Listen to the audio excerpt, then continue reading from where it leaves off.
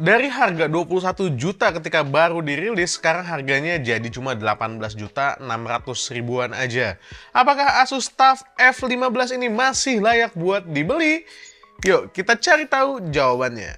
Thank you Asus Indonesia yang udah minjemin Asus TUF Gaming F15 ini untuk menjawab rasa penasaran gua apakah Intel Core i7 12700 dan juga Nvidia RTX 3060 masih layak buat dibeli di tahun 2023. Dan ya, ternyata jawaban singkatnya adalah masih layak. Jawaban panjangnya, tonton videonya sampai habis.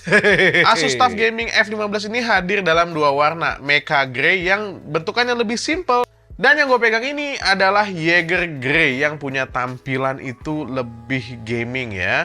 Dengan logo TUF Gaming dan juga ada aksen garis-garis tipis di bagian sebelah sini, ngasih kesan gaming yang lebih berasa. Meskipun nggak ada warna-warna mencolok kayak warna merah ya yang bikin gamingnya tuh terlalu kental gitu loh. Laptop Asus TUF Gaming F15 ini masih bisa kalian ajak meeting sama klien. Itu masih banget karena tampilannya nggak terlalu striking. Bodinya ini berbahan dasar aluminium dan juga udah punya military standard 810H, jadinya kuat untuk dibawa kemana-mana. Bobotnya 2,2 kg, belum termasuk charger 240 wattnya. Lumayan kan? Layarnya berukuran 15,6 inci beresolusi Full HD yang punya finishing matte dan punya refresh rate 144 Hz, juga sudah mendukung adaptive sync. Layarnya ini punya sRGB sekitar 62,5% dan DCI P3 51%. Emang bukan sebuah layar yang paling bagus untuk sebuah laptop ya, karena laptop ini tuh bukan laptop produktivitas, melainkan laptop gaming. Jadinya akurasi warna mungkin agak dikorbankan, tapi kalian dapetin refresh rate yang tinggi, 144 Hz. Untuk keyboardnya ini ala ROG banget ya, dengan tombol dedicated untuk Armoury Crate, volume up, volume down, dan juga mute mikrofonnya. Untuk WASD-nya warnanya juga udah transparan dengan RGB satu zona yang bisa kalian atur-atur di sini. Keyboardnya rasanya empuk buat dipakai ngetik dan kalian nggak usah takut kehilangan numpad karena numpad juga tetap ada di sini meskipun bentuknya minimalis, tapi ini masih berguna lah. Yang menurut gua unik itu adalah bentuk dari tombol powernya. Ini bentuk dari tombol powernya mengingatkan gua sama kardusnya ROG Phone versi Ultimate. Kayak begini. Good job lah. Ada juga lampu notifikasi yang bentuknya unik ya, membentuk huruf X kayak gini. Ini nice touch.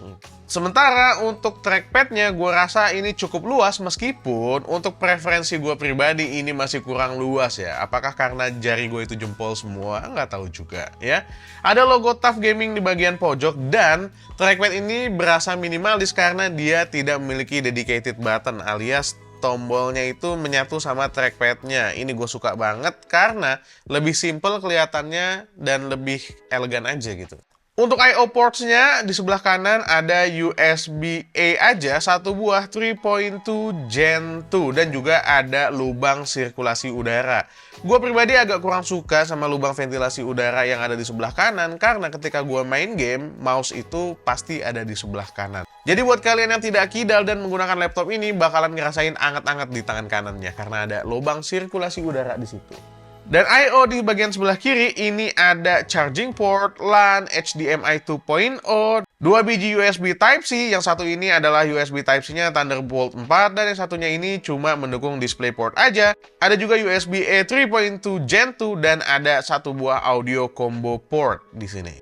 Nggak ketinggalan webcam hadir juga di Asus TUF Gaming F15 meskipun resolusinya hanya 720p aja. Dan menurut gue udah cukup lah kalau cuma buat meeting-meeting doang ya. Kalau buat streaming segala macam, gue menyarankan kalian untuk membeli webcam tambahan. Nah, sekarang gue akan bahas dalemannya dan performanya, mulai dari synthetic benchmark sampai gaming as usual ya. Nah, ini waktunya kita unleash the legend inside. Dia menggunakan Intel Core i7 12700H dengan performance core-nya ada 6 biji dan efisiensi core-nya ada 8 biji. Untuk graphic card-nya Asus TUF F15 menggunakan Nvidia GeForce RTX 3060 dengan TGP 140 watt. Laptop ini juga udah punya 16 GB RAM DDR5, 4800 MHz, ini 8x2 ya, alias dual channel. Dan ketika gua buka ternyata upgradable karena dua-duanya bisa dicopot.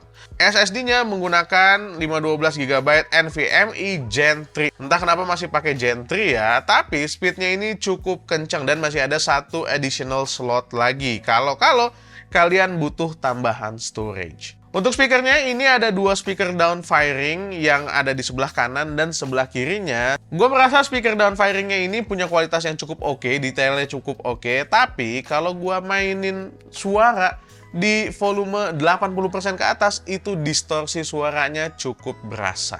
Untuk angka 3D Mark Fire Strike-nya, kita dapetin angka 17.427. Ini sebuah angka yang udah lumayan tinggi banget ya. Sementara untuk 3D Mark Time Spy, kita dapetin angka 6.276.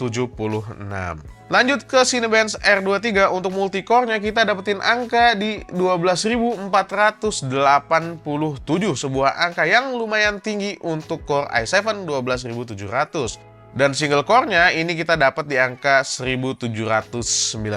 Mantap sekali. Dan gua akan cerita pengalaman gua mainin game pakai Asus TUF F15. Saat pengetesan gua hanya mainin 4 game, tapi 4-4-nya itu makan storage yang cukup besar ya. Jadinya sisa storage-nya itu tinggal sedikit dan gua nggak bisa nambah game lagi. Gamenya apa aja? Ini dia, FIFA 23, settingannya ini ada di default dan 1080p. Kita mendapatkan average FPS-nya ada di angka 72 FPS. Ini definitely playable banget FIFA 23 di sini ya. Forza Horizon 5 dengan settingan high dan juga resolusi 1080p, kita dapat average rata-rata FPS-nya itu ada di angka 71 FPS. Untuk Red Dead Redemption 2 high to ultra setting di resolusi 1080p, kita dapetin average FPS-nya ini ada di angka 45.